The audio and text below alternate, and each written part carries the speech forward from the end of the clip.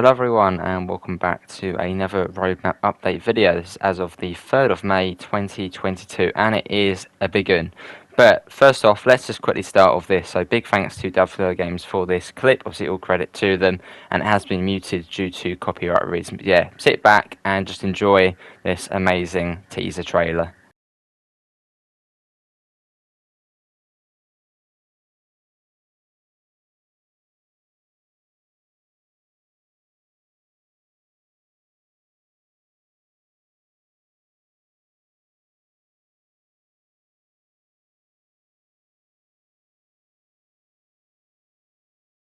Now that, just in itself, was amazing. I mean, that's literally just a teaser trailer, but I mean, that is amazing. And it did say arriving soon. So, I mean, what's that, 2, 3 weeks maybe? So maybe early June, late May, well, whatever, whenever it is. I mean, that just looks amazing.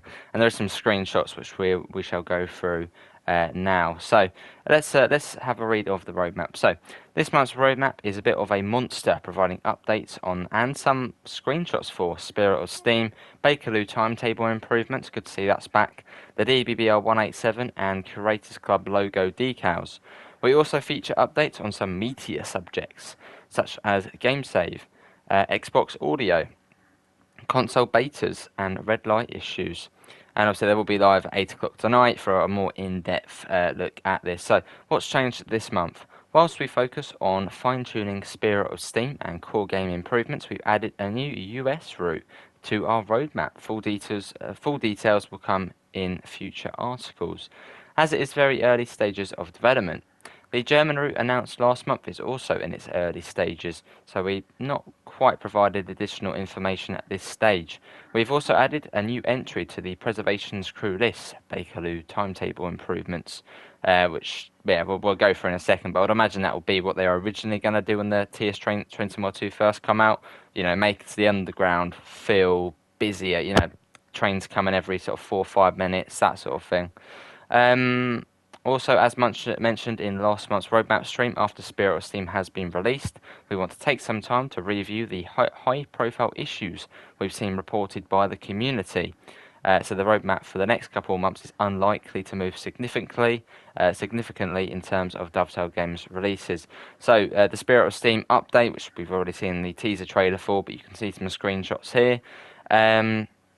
A quick word from Trainsim World 2's executive producer, Professor Matt Pedleston. Work continues on the steam locomotive, with much of the effort now continuing to refine the steam physics simulation itself along with particles and audio. I'm happy to report the route is now looking fantastic, and it really is quite something navigating through Edge Hill Yard or crossing the viaduct into Runcorn. The team are still extremely busy with the last stages of development, and it's coming together nicely. So, development, that's not testing, is it? So, a month or so maybe, I don't know. Put your estimates in the comments below. Capturing the feel of the bygone era of Steam extends beyond the detailed locos and rolling stock. The team have put many hours into recreating some of the most aesthetically pleasing period railway buildings and architecture. As you can see, it feels like taking a step back in time. Much of the time you will be spent at the helm of these wonderful locomotives. As such, modelling the details and features of the cab had to be flawless. The highly detailed and feature-rich environment is so true to the real thing, it's even got the driver's flask gradually warming over the firebox. There better be a nice cup of tea in there or something. Recreating the route as it was in 1958 introduces steam locomotives in their twilight years. Dirty and weathered locos are synonymous with this era, so we were keen to make this a focal point when adding the finishing touches to each loco, a polite nod to the sad decline of British steam. At full steam, the Jubilee thunders past some of the many signals and signal gantries you will encounter along the route, with an interesting mix of colour light and traditional semaphore signals. I didn't realise there was colour lights on there, so that would be cool having a mix, a bit like Northern Transpennine. The signalling team worked tirelessly to recreate this era of gradually adapting signalling methods. And yeah, they are obviously all work in progress as well, so that's why you can see a train at a red light there when it does look like it's going along. It's work in progress. It's being tested. We are hoping over the coming weeks to provide you some more details in live streams and articles on the process of adapting audio and simograph for Steam. We'll be discussing Steam particles and showing you a short clip of Steam in action in tonight's live stream. Oh, wow, I'll certainly be there. Right, on to the next subject, which is about the Creators Club logo decals. We promise you an update on logo decals due to be added to the Creators Club in the future. Here is our current list of approved logos which we are aiming to release soon. As ever, we are continuing to work with our license partners to unlock future opportunities, so there may be more added at a later date. We will also be sneaking in a Train Sim World 2 logo as well for you to rep your favourite train simulator on your liveries. And yeah, it is, yeah, I mean, brilliant. So we've got Avanti West Coast, we've got Govia, so that's Thameslink, Southern, Gatwick Express, Great Northern, MDV, Network West Midlands, Flying Scotsman, GWR, Railpool, Ratishabon, TFL, Underground, Overground, Southern, Union Pacific, Building America, which is the logo or slogan for it, I think, VTG Rail and VVO, and also West Midlands Railway. And then on to the next subject, which is the DBBR 187. Now that Horseshoe Curve and last week's post-release patch have been released, Skyhook Games team have been continuing their work improving the BR187 based on your feedback. Their initial focus is safety systems, primarily their functionality and audio, with a view to addressing audio, which is proving a more complicated improvement further down the line. These improvements need to be tested and put in an update, so as of yet we have no dates, but work is ongoing. And then on to the Bakerloo timetable improvements. Preservation crew updates continue to be worked on, with our next batch of releases set to hit around the time Spirit of Steam releases. Which, well, I mean, updates sort of every 2-3 weeks, aren't they? So, ooh, who knows? Excitingly, though, we are adding a new entry into the roadmap, the long-awaited Bakerloo timetable improvements. We previously stated that we needed 4 improvements within our current toolset in order to make this a reality. Whilst at this point only 3 of those have been completed, the team have managed to identify a way to improve the timetable without this final piece of the jigsaw. These improvements are now ready for testing. We will provide more information at a later date, but you can expect over 600 playable services to be added to a new timetable for the route, which is very, very, very good to hear. As that was sort of the thing when Train Sim World 2 released, you had the Bakerloo line, but it just didn't really, it doesn't feel busy, does it? I mean, not, proper underground every sort of 2-3 minutes. So it's good that we are getting the timetable. Save game. We wanted to take some time to talk about the long-standing issue with the Train Sim World 2 save game, where in some instances players are unable to proceed with routes after saving their game. We will speak about this in tonight's live stream, but here is a quick summary of the problems and the challenges we face in improving it. It is important to note that whilst we don't have any answers for you at this stage, it is something we are actively investigating. First up, let's set the scene. Rather than being a singular issue, save game doesn't work, turns out to be a potential multitude of different things.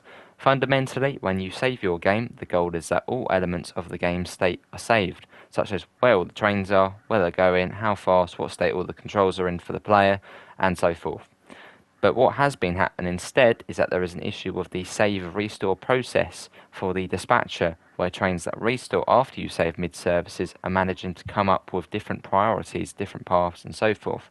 This can result in situations no longer working, so there'll be red lights and you can't really go anywhere.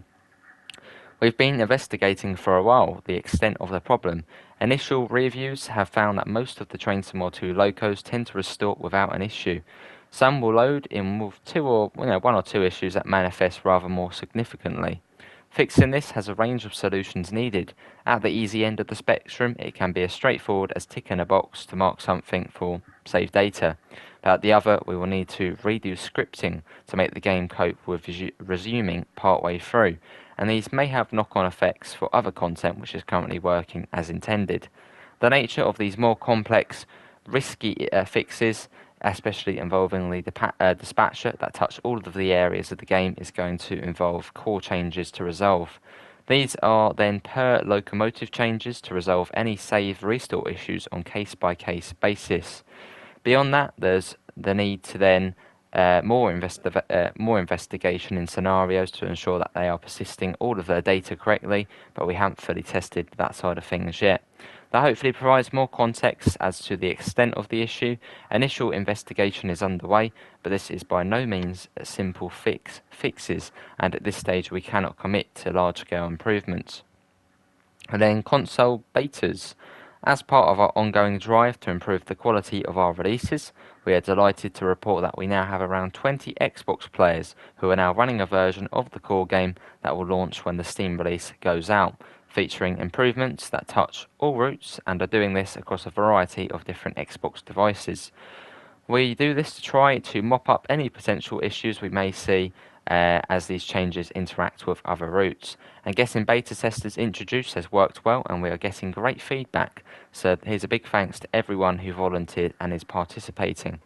As we settle this down and refine the process, we will begin looking at how we can start testing future add-ons as well. But this is a big step forward already. When we are looking for more volunteers to help, we will let you know. And there's no news on the PlayStation beta access yet. But obviously when there is, they put something out. And I believe that is 18 plus as well. So, priority improvements, PS5 DLC limit, which is very important. Work continues with this complex issue. The system we have been building, which has been given the green light by Sony, provides mounted add-ons on the game's back end, meaning that in any one game session, players will only access the content that have chosen to play or mount. By way of a progress update, we've built the route and loco selection side of the tool, as well as the livery editor, with the final pieces of the jigsaw, scenario planner and creators club being worked on now. These then need to be tested thoroughly before release, and we expect testing to start this month. We appreciate your patience as we've worked with Sony and built this functionality. There were quick fixes that that could have been implemented, but this is a longer-term solution for our PS5 players, designed to provide an improvement that doesn't impact your game experience, rather than kicking the problem down the road or having to select yourself which content you'd want to activate each time you play. And it's important to note that this new system will be implemented across all platforms, so we expect this to not be an issue for any future platforms. And then on to Xbox Audio. Work continues on rebuilding a new Xbox audio engine, which is the required fix to improving the jackhammer sound issue. The good news is that we are hoping to test the first prototype build of this any day now.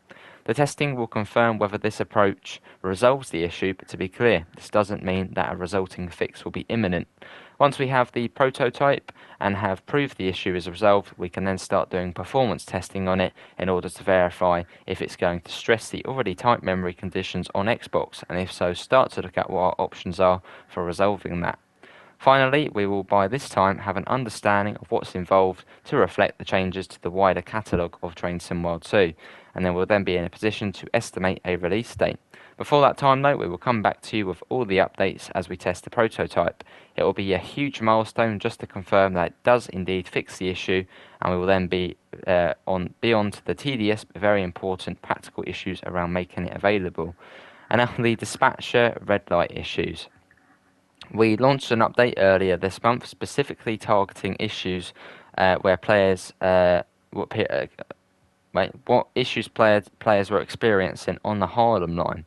Whilst it had fixed some services, it's become clear that some services are still incompletable, especially those approaching Grand Central Terminal. We will be continuing to work through these to release as future patches. Thank you for all your feedback on further red light issues, as we know there are similar issues, particularly on rush hour routes, and we are investigating the options available to us. Whether we approach on a route by route basis, or if there is a wider core dispatcher issue we can work on to improve this across multiple routes simultaneously. We've opened up a form on our forum thread for you to submit any similar issues you've experienced, so we can understand the extent of the issues. And then it goes on, returning liveries Xbox. We have a fix in the work for those Xbox players who lost access to all their created liveries and scenarios in Creators Club last month. This is going through testing now, and we anticipate, all being well, it will go live alongside other core updates when Spirit of Steam launches. And then performance improvements. Work continues, and we hope to spend some time after Spirit of Steam focusing on improvements to performance, particularly on rush hour routes. You will note that rush hour passengers on London commuter has been on the roadmap for some time, and this is because we want to improve the current performance on the route before adding additional strain to your game. And then the roadmap. So, Dovetail Games releases US route, German route, Spirit of Steam. Other releases, the DBBR 420, core features, PS5 add-on limit, PS4 to PS5 profile transfer, and approved licensed decals for livery designer, and just other little things that are going, Dovetail Live rewards, rush hour passengers with Brighton Mainline, and the red light dispatcher improvements. And then for the preservation crew, we've got Hubstrucker, Ryan Ruhr, Rusty Ignore, Great Western Express, Rapid Transit, Northern Transpennine, Scottish Commuter, which is the Cathcart Circle, Hubstrucker Hamburg to Lubeck, Ryan Ruhr Austin, West Somerset Railway, the Bakerloo Timetable, plus 600 services, Long Island Railroad, Peninsula Corridor, Oakville Subdivision, and the LGV Mediterranean. And then removed from the roadmap is the horseshoe curve. And there we go. That is the roadmap for today. And you might have even seen I did play a video within that just because it was such a long roadmap instead of seeing all the pictures going through. You can have a bit of a video which is coming out in the next couple of days. But yeah, hopefully everyone has enjoyed that. Links can be found in the description to the Discord server, to the PayPal, and to the merch store if you do want to help support the channel. What did everyone think? Do put your thoughts in the comments below. Apart from that, thanks all for coming in, and I hopefully will see you next time. See you all, and take care. Bye, guys.